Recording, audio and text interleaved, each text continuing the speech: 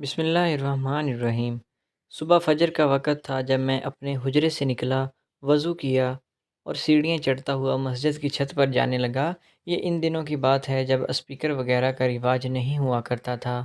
مسجدیں بھی تھوڑے تھوڑے فاصلے پر بنائی جاتی تھیں، اور یہ مسجد بھی ایسی تھی جو تقریباً 40-50 لاکھ گھروں تک اذان دینے اور ان تک دین کا پیغام پہنچانے کا ذریعہ ہوتی تھی۔ میرے ابا جان بھی اسی مسجد تھے، وابستہ تھے۔ بہرحال میں سخت سردی میں ادھر آیا، مجھے اذان دے کر واپس بھی جانا تھا کہ تبھی مجھے کھیتوں کی طرف سے ایک لال ٹین دکھائی دی۔ وہ ہل رہی تھی۔ تھوڑی قریب آئے تو معلوم ہوا کہ وہ صرف لال ٹین نہیں بلکہ اس کے ساتھ ایک عورت بھی بھاگی آ رہی ہے۔ لوگوں کا امام ہونے کے ناطے میں لوگوں کی محبت بھی دل میں رکھتا تھا، اس لیے اذان دینے سے گیا تھا کہ کہیں وہ عورت مدد کی طلب کر رہی ہوگی اور میں اذان دینے میں مصروف ہوں تو اس کا حرج نہ ہو جائے۔ مگر پھر دیکھا تو وہ عورت مسجد کی جانب ہی آ رہی تھی۔ آتے آتے اس کی رفتار کم ہو گئی۔ پھر میں نے سوچا شاید کوئی ضروری بات نہیں ہوگی۔ میں دوبارہ اذان دینے لگا۔ کیونکہ عورت تقریباً رک چکی تھی، میں سمجھا کہ شاید اس نے اپنے کسی خفیہ معاملے سے جانا ہو۔ لوگوں کی برائیوں سے پردہ اٹھانا میرا کام نہیں تھا۔ میں چپ ہو گیا، اذان دینے لگا۔ پھر ابھی 2 کلمات ہی کہے تھے کہ نیچے سے ایک پتھر پورے زور سے مارا گیا اور وہ مجھ تک پہنچا۔ شکر ہے کہ میں نے ہاتھ کی ڈال بنا کر اس پتھر کو اپنے سر پر لگنے سے روک لیا تھا، پر مجھے بہت زیادہ غصہ آ گیا کہ یہ کیا حرکت ہے؟ کیا یہ اسی عورت نے کی ہے؟ میں نے نیچے مڑ کر دیکھا، مسجد کے احاطے میں وہی عورت کھڑی تھی جو شاید کافی دیر سے لالٹین لیے صحن سے بھاگے آ رہی تھی۔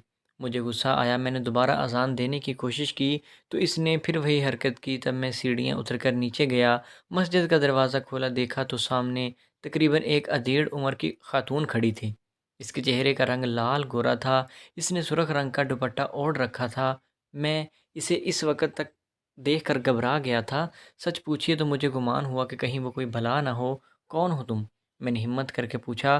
خدا کے واسطے اذان دینا بند کرو، اس اذان کی وجہ سے میں بہت تکلیف میں ہوں۔ کیا تکلیف ہے تمہیں؟ کیا تم ہندو ہو یا عیسائی ہو یا غیر مسلم ہو؟ اگر تم مسلمان ہو تو تمہیں اذان سے کوئی تکلیف نہیں ہونی چاہیے۔ میری بات پر کانوں کو ہاتھ لگانے لگی۔ اللہ مجھے ایمان کی دولت دے، میں مسلمان ہوں، اور خدا کے لیے یہ اذان دینا بند کرو۔ میرے کانوں میں سیسا پگھلاتی ہے اذان کی آواز۔ آخر کیوں؟ کیا میں تم سے پوچھ کر اذان دوں گا؟ محلے میں تمہارے علاوہ اور بھی لوگ رہتے ہیں۔ یہ کہہ کر میں نے مسجد کا دروازہ بند کرنا چاہا۔ دروازے کی چوکھٹ پر اس نے اپنا ہاتھ رکھ لیا اور بولی کہ آج تم اس طرح لوگوں کے ایمان کو آزمائش کر کے دیکھو کہ بغیر اذان کے کون آتا ہے۔ تم بھلے لوگوں کو دعوت دے دو، بنا اذان کے بھی لوگوں کو آواز دے کر بلا سکتے ہو۔ لوگوں سے کہو کہ وہ آ کر نماز ادا کریں، اور خدا کا واسطہ ہے تم اذان مت دو، اذان کے کلمات مت ادا کرو۔ اچھا ٹھیک ہے، تم یہاں سے چلی جاؤ، تم جیسا کہو گی میں ویسا ہی کروں گا۔ میں نے نہ جانے کیوں ایسا کہہ دیا، حالانکہ امام مسجد ہونے کے ناطے مجھے ایسا نہیں کرنا چاہیے تھا۔ چنانچہ میں دوبارہ مسجد کی چھت پر گیا اور میں نے لوگوں کو نماز پڑھنے کی دعوت دے دی۔ اس کے بعد میں واپس اپنے حجرے میں آ گیا۔ میں لوگوں کے آنے کا انتظار کر رہا تھا، پر ابھی تک مجھے اس کی مجبوری سمجھ نہیں آئی تھی۔ تھوڑی دیر تک لوگ آ گئے، مجھ سے یہ سوال کرنے لگے کہ میں نے ایسا کیوں کیا، آج فجر کی اذان کیوں نہیں دی۔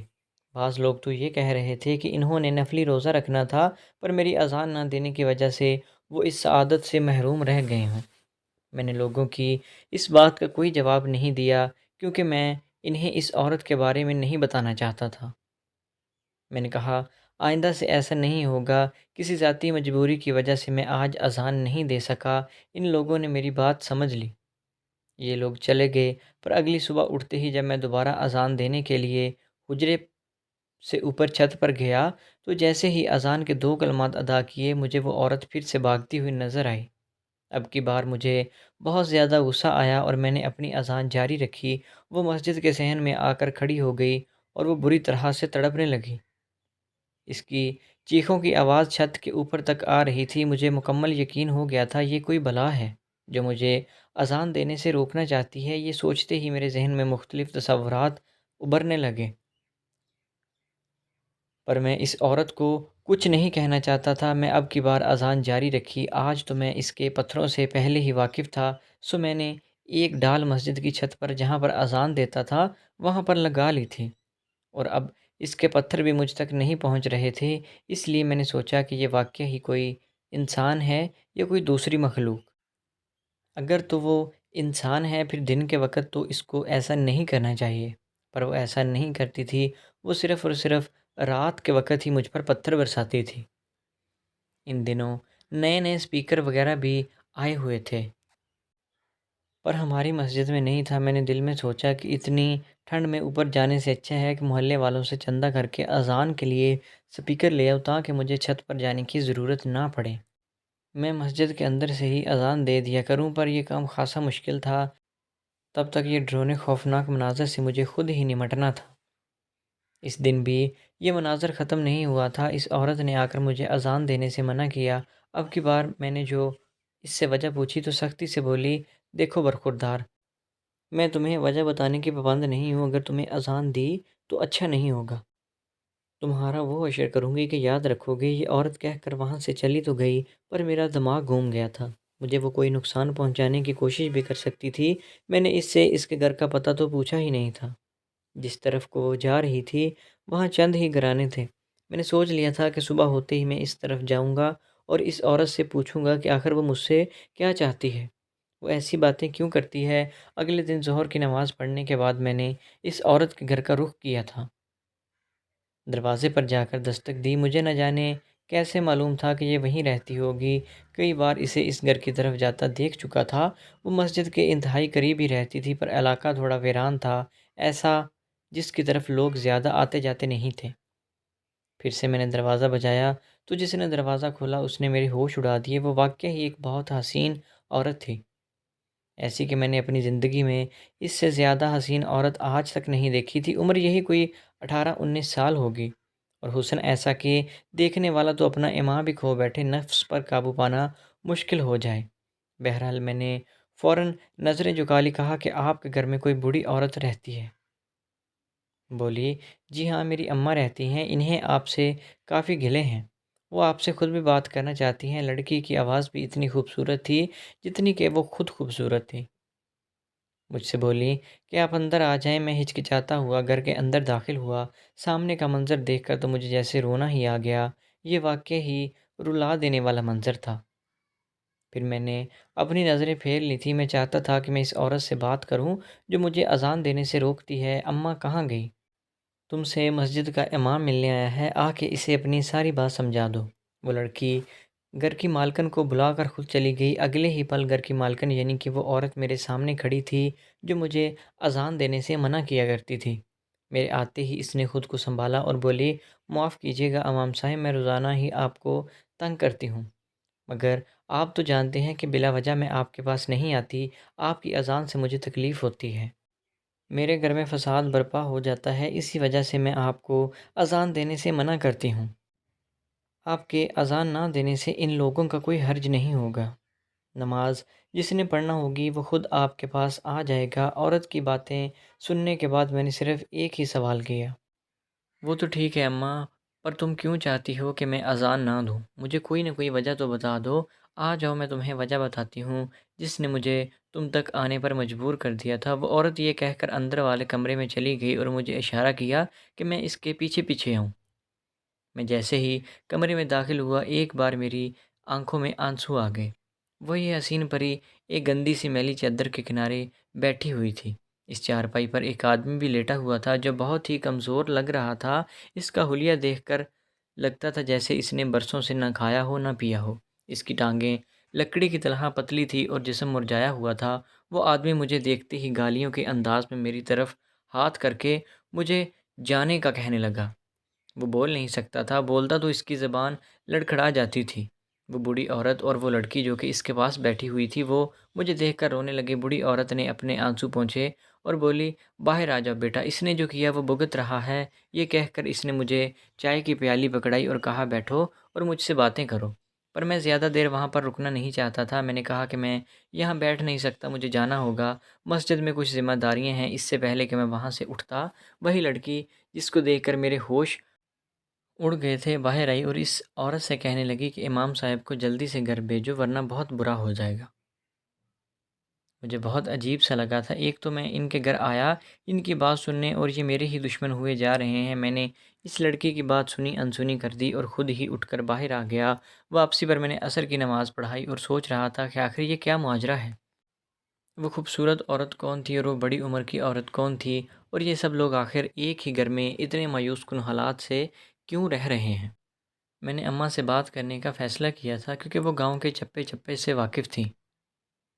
میں نے اماں سے بات کی، گھر جا کر ان کو ساری صورتحال بتائی تو وہ بولی، بیٹا وہ عورت بالکل صحیح کہتی ہے، تم کچھ دن کے لیے اذان دینا بند کر دو، وہ ماں ہے، اس ماں کے دل کو سکون آ جائے گا تو اس کے بعد وہ تم کو کبھی تنگ نہیں کرے گی۔ مگر اماں مجھے پتہ بھی تو چلے نا کہ آخر کیا بات ہے، میں بلا وجہ تو اذان دینا بند نہیں کر سکتا، مجھ پر لوگوں نے بھروسہ کیا ہے، بہت بڑا فریضہ ہے، یہ میں اللہ کو کیا جواب دوں گا؟ میری بات سن کر اماں نے بھی میرے آگے ہاتھ جوڑ دی اور بولی، خدا کے لیے بیٹا مت منع کرنا، تم فجر کی اذان مت دیا کرو، اس عورت کی بات مان لو، وہ جیسا کہتی ہے تم ویسا ہی کرو، اللہ کے ہاں نوازے جاؤ گے۔ معاف کرنا اماں، میں آپ کی یہ بات نہیں مان سکتا۔ میں اپنے کمرے میں آ گیا، مجھے مغرب سے پہلے جانا بھی تھا۔ تبھی دروازے پر دستک ہوئی، جانتا تھا کہ اماں مجھے منانے آئی ہوگی۔ میں نے دروازہ کھولا تو اماں ہی کھڑی تھیں۔ بولی کہ بیٹے اگر تمہیں یقین نہیں آتا کہ میری بات صحیح ہے یا غلط، تو میں تمہیں یہ ثابت کر سکتی ہوں کہ میں نے جو فیصلہ سنایا ہے وہ بالکل صحیح ہے۔ اگر تم میری بات مانو گے تو میں زندگی آسانیاں ہی آسانیاں ہوں گی۔ اماں اتنی لمبی باتیں مت کریں، مجھے سیدھا سیدھا بتا دیں کہ آپ مجھے اذان دینے سے منع کیوں کر رہی ہیں؟ کہ آپ نے مجھے اسی دن کے لیے پال پوس کر بڑا کیا تھا کہ میں ایک عورت کے کہنے پر اپنے فریضے کو چھوڑ دوں؟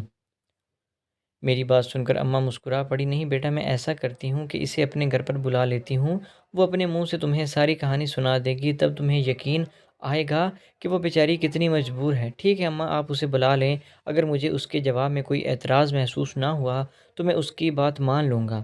میں صبح فجر کی اذان نہیں دوں گا، لیکن اگر اس نے بلا وجہ مجھے اپنی باتوں میں لانے کی کوشش کی تو اس سے بہت برا پیش آؤں گا۔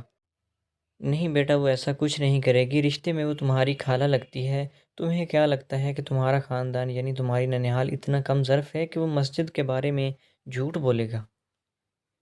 اماں کے منہ سے خالہ کا لفظ سن کر میں حیران رہ گیا تھا۔ آج سے پہلے آپ نے مجھے بتایا کیوں نہیں کہ وہ آپ کی بہن ہے؟ اگر وہ میری خالہ ہے تو مجھے ان سے مختلف طریقے سے بات کرنی چاہیے تھی، پر اماں آپ نے مجھے بتایا کیوں نہیں؟ میں نے دوبارہ اماں سے یہ سوال کیا تو بولی، بیٹا حالات ہی کچھ ایسے ہیں کہ پورے خاندان نے شکیلہ سے قطع تعلق کر رکھا ہے، اس سے تو کوئی بھی بات نہیں کرتا، پھر میں کیا بات کرتی؟ لیکن اب وہ تکلیف میں ہے، اس لیے اس کی بات سننا پڑے گی۔ ٹھیک ہے اماں، اور پھر وہ گھر سے نکل گئیں۔ شاید وہ اسی عورت کو بلانے کے لیے گئی تھی۔ تب تک مغرب کا وقت ہو چکا تھا۔ میں مسجد آیا، میں نے وضو کیا، نماز پڑھی، لوگوں کو بھی نماز پڑھائی، اور تقریباً نماز عشاء کے بعد ہی میں گھر واپس لوٹا تھا کیونکہ مجھے کافی دیر ہو چکی تھی۔ میں جانتا تھا کہ اماں میرے پاس کوئی بات کرنے نہیں آئیں گی کیونکہ یہ میرے سونے کا وقت تھا، صبح فجر کے لیے جلدی جاگنا ہوتا ہے۔ تو میں رات دروازے پر دستک ہوئی تو اماں نے دروازہ کھولا اور منہ پر انگلی رکھتے ہوئے بولی، بیٹا ایسی ویسی کوئی بات مت کرنا، وہ عورت تم سے ملنے آئی ہے، یعنی کہ میری بہن۔ اماں نے بھی نظریں جھکا لی تھیں۔ ٹھیک ہے اماں، آپ بے فکر رہیں، یہ کہہ کر میں اندر والے کمرے میں آیا جہاں اس مہمان عورت کو بٹھایا گیا تھا۔ اس کی پلکیں جھکی ہوئی تھی، دل پر جیسے بہت بڑا بوجھ ہو وہ اتارنے جا رہی تھی۔ بیٹا مجھے معاف کر دو، پر ایک بات کا وعدہ کرو، اگر میری بات مکمل سننے کے بعد تم کو مجھ پر ترس آیا تو میری بات مان لو گے؟ میں نے کہا بالکل ایسا ہی ہے، دراصل بیٹا یہ تب کی بات ہے جب میری نئی نئی شادی ہوئی تھی۔ اماں جی نے بالکل شروع سے ہی کہانی سنائی تو میں بھی سننے میں محو ہو گیا۔ بیٹا میں ان دنوں اپنی شادی کے نئے نئے دن گزار رہی تھی، بلکہ یوں کہوں کہ اپنی زندگی کے خوشگوار ترین لمحے جی رہی تھی۔ میرا شوہر مجھ سے اتنی محبت کرتا تھا کہ میں یہ بات بلا جھجک کہہ سکتی تھی تو مجھے دنیا کی خوبصورت ترین عورت سمجھتا تھا۔ اور کہتے ہیں کہ انسان کبھی کبھی بے قدرہ ہو جاتا ہے، اسے اچھی چیز کی قدر نہیں رہتی۔ میں بھی اپنے شوہر سے لڑنے لگی تھی، شاید اس لیے میرا شوہر باتیں نہیں کرتا تھا، میں جب بھی اس سے بات کرتی تو وہ خاموش ہی رہتا تھا، اس وجہ سے میں اپنے شوہر سے دور رہنے لگی۔ میں اس سے کہتی کہ وہ میرے ساتھ بات چیت کیا کرے، میرے ساتھ کھیلے، گھر کے کاموں میں حصہ ڈالے، پر وہ ایسا نہیں کرتا تھا۔ ایک دن میں نے اپنی سہیلی سے کہا کہ تم مجھے کسی عامل کے پاس لے جاؤ۔ تاکہ میں اپنے شوہر کی توجہ حاصل کروا سکوں۔ اگرچہ میرے پاس اس کی محبت تھی، میں جانتی تھی کہ وہ مجھ سے بہت محبت کرتا ہے، پر مجھے وقت نہیں دیتا۔ یوں سائمہ کے کہنے پر میں بھی شاہ کے گھر چلی گئی۔ پیر صاحب کا گھر کیا تھا، ایک چھوٹی سی جھونپڑی تھی جس کو انہوں نے آستانے کا نام دے رکھا تھا۔ میں وہاں چلی گئی، ان سے ملی، اور انہوں نے مجھے بڑی امید دی کہ تمہارا شوہر تو تمہارے تلوے چاٹے گا، تم فکر ہی نہیں کرو، میں ایسا پکا کام کروں گا کہ وہ تمہارے سے دور نہیں جائے گا۔ ویسے بھی تم اتنی خوبصورت ہو کہ تم سے کوئی بھی نظریں نہیں اٹھا سکتا۔ یہ کہہ کر اس بابے نے مجھ سے بہت نازیبا حرکت کرنے کی کوشش کی، پر میں دور ہی رہی۔ مجھے بیوقوف کو اس وقت بھی سمجھ نہیں آئی تھی کہ ابھی بھی میں جو کر رہی ہوں وہ غلط ہے۔ اگر اس آدمی کی نیت صاف ہوتی تو وہ مجھے ایسی بےہودگی والی بات نہ کرتا، اور میں اس وقت سمجھی نہیں۔ یوں وہ آدمی بار بار مجھے اپنے پاس بلانے لگا، یہاں تک کہ میرے شوہر کو مجھ پر شک ہوا، اور اسے شک کی بنا پر اس نے مجھ سے نظر رکھنا شروع کر دی۔ پر میں کہاں رکنے والی تھی، مجھے تو شاید اس کے جادو نے پاگل بنا رکھا تھا جو میں زیادہ سے زیادہ پیر شاہ کے رستے میں جانے لگی تھی۔ میرے شوہر نے مجھے گھر میں قید کرنے کا بھی سوچا تھا، پر میں تمام قید و بند توڑ کر شاہ کے پاس پہنچ جاتی۔ شاید کہ اس نے مجھ پر باقاعدہ جادو کر دیا تھا، کیونکہ میں اس سے ملنے جاتی تو میرے دل میں عجیب سی تڑپ ہوتی۔ جب میرے شوہر نے کھلم کھلا یہ میری حرکتیں دیکھیں، اس نے مجھے طلاق دے دی۔ اب یہ شاہ جو کہ مجھے شروع سے ہی چاہیے کہ دعوے کرتا تھا، وہ مجھے اپنے گھر لے گیا، بولا کہ تم کو اپنی بیوی بناؤں گا۔ مجھ پر بھی محبت کی اندھی پٹی تھی، میں اس کی بیوی بن گئی۔ یوں 4 سالوں میں میرے اس سے 2 بچے بھی ہو گئے۔ وہ ایک انتہائی غلیظ طبیعت کا مالک تھا، دن رات برے کام کرتا رہتا، کبھی تو وہ گندگی کھاتا تو کبھی گندگی میں اپنے ہاتھ ڈال دیتا۔ مجھے اس سے بہت گھن آتی تھی، پر میں آپ انجانے چنگل میں آ چکی تھی، یہاں سے نکلنا بھی میرے لیے بہت مشکل تھا۔ نہ جانے اس آدمی کے ساتھ کتنے سال بیت گئے، پھر اس نے تو حد ہی پار کر دی کہ اپنے بیٹے کو بھی اسی کام پر لگا دیا۔ اس کے بیٹے نے بھی ایک خوبصورت سی لڑکی کو اپنے جال میں پھنسا کر اس سے شادی کر لی، پر کہتے ہیں نا کہ اللہ سے زیادہ بہتر انتقام لینے والا اور کوئی نہیں ہوتا۔ جس حالت میں اس لڑکے کا باپ مرا ہے، اسی حالت میں اب یہ بھی مرے گا، کیونکہ جس شخص نے اپنے بیٹے کو بھی نہیں چھوڑا، اس کو بھی جادو ٹونا سکھا دیا۔ وہ جو سب کرتا ہے، اپنے بیٹے کو بھی وراثت یا ولایت کے نام پر منتقل کر دیا۔ کہا کہ میں اپنا ورثہ کسی کو چھوڑنا چاہتا ہوں، یہ بہت عظیم مرتبہ ہے۔ حالانکہ یہ سوائے شرک کے اور کچھ بھی نہیں تھا، پر یہی کہوں گی کہ میرے شوہر کا خاتمہ بالایمان نہیں تھا، بلکہ وہ اسی طرح گمراہی کی باتیں کرتے ہوئے مر گیا۔ اس کے بعد میرے بیٹے کو جب بھی دین یا پھر اسلام کی بات کرتے ہیں تو وہ بہت پریشان ہو جاتا ہے، کاٹنے کو دوڑتا ہے، مارنا چاہتا ہے، تباہی پھیلا دیتا ہے۔ وہ میں جانتی ہوں کہ اس کا خاتمہ بھی بالایمان نہیں ہوگا، شاید کہ یہ زندہ بچ جائے، اس کے بعد کبھی ایسی حرکت نہ کرے، پر مجھے امید نہیں ہے۔ میرا بیٹا پچھلے 5 سالوں سے ایک عمل الٹا ہونے کی سزا کاٹ رہا ہے، اور اب میں اپنے بیٹے کو اذیت میں دیکھتی ہوں تو مجھے بھی بہت دکھ ہوتا ہے۔ یہ کہہ کر وہ عورت رونے لگی اور یہ سوچنے لگی کہ مجبور ہو گیا کہ انسان کو قدرت تو سزا دیتی ہے، پھر وہ چاہے کسی بھی صورت میں ہو، وہ اس کا اپنا نقصان ہو یا اولاد کا نقصان۔ بلا شبہ اس عورت نے ایک نیک انسان کو چھوڑا تھا، اس کے بعد یہ دنیا بھر میں ذلیل اور رسوا ہوئی۔ اب اپنے شوہر کی قدر تو آتی ہوگی، پر شوہر واپس نہیں آ سکتا، کیونکہ یہ رشتہ ہی ایسا ہے جو ایک بار ٹوٹ جائے تو دوبارہ نہیں جڑتا۔ تو دوستو، آپ کو آج کی کہانی کیسی لگی؟ امید ہے کہ ویڈیو اچھی لگی ہوگی۔ اگر ویڈیو پسند آئی تو ہمارے چینل کو سبسکرائب کریں۔ ملتے ہیں نیکسٹ ویڈیو میں، تب تک کے لیے اللہ حافظ۔